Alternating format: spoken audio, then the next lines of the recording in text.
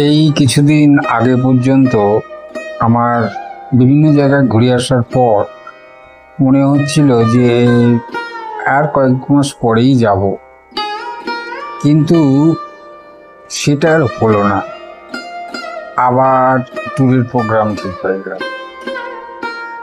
আবার ট্যুরের প্রোগ্রাম ঠিক হয়ে যাওয়ার পরে মাঝে মাঝে মনে হয় এটা ঠিক এখন না করলেই ভালো হতো। আবার অনেক পয়সা খরচার ব্যাপার। এই যে একটা দোটানা, মানে মনও মানে না, মনে হয় যেন একটু ঘুরে আসি, আবার পকেটের একটা টানের ব্যাপার আছে। এই যে দুটোর যে একটা ফ্রিকশন, এই দুটো ফ্রিকশনকে কাটানো আমাদের মতন মধ্যবিত্তদের খুবই অবস্থা খারাপ হয়ে যায়। প্রথমত একটা সংসারী মানুষের বেরোনোটা একটা তো প্রবলেম, পয়সা কড়ির দিক দিয়ে তো আছেই, এছাড়া বিভিন্ন দিক দিয়ে। তাছাড়াও মন এমন একটা ব্যাপার, সেও কিন্তু বিভিন্নভাবে চাপের সৃষ্টি করে।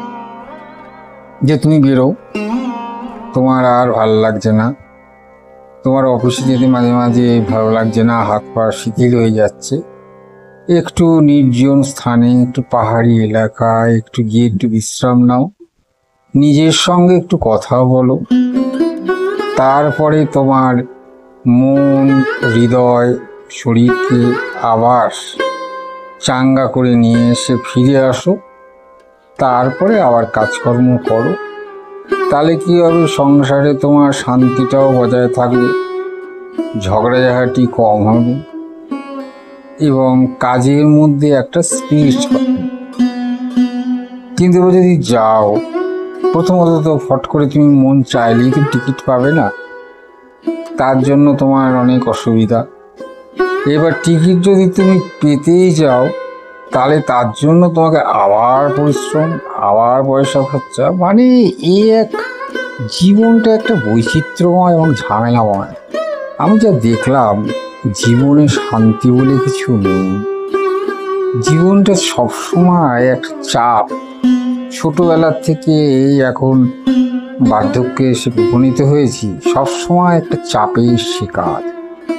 এই চাপ মুক্তি মনে হচ্ছে ওই বলে না, শ্মশানেই শান্তি, সেই চাপ কখনো কমার নয়, কিন্তু এ নিয়ে বাঁচতে হবে। এ যেন এক বড় বোঝা, এই বোঝা নিয়ে বেঁচে চলা। ওই ক্ষণিকের জন্য বেড়াতে যাওয়া, আবার ফিরে এসে আবার সেই বোঝা। নিস্তার তোমার নেই, তোমার কারোর নেই। এইভাবে চলতে হবে। কিন্তু এইভাবে কি চলা কি ভালো লাগে? কতদিন এইভাবে চলাই? এই যেন এক মনোটোনাস লাইফ।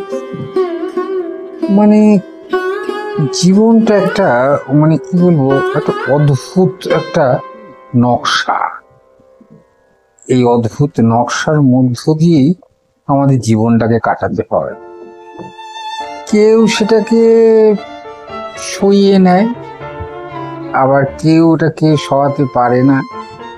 তখনই এই অসুবিধা থেকেই সৃষ্টি হয় বিভিন্ন হতাশা, আর এই হতাশার ফলই হচ্ছে উন্মাদনা।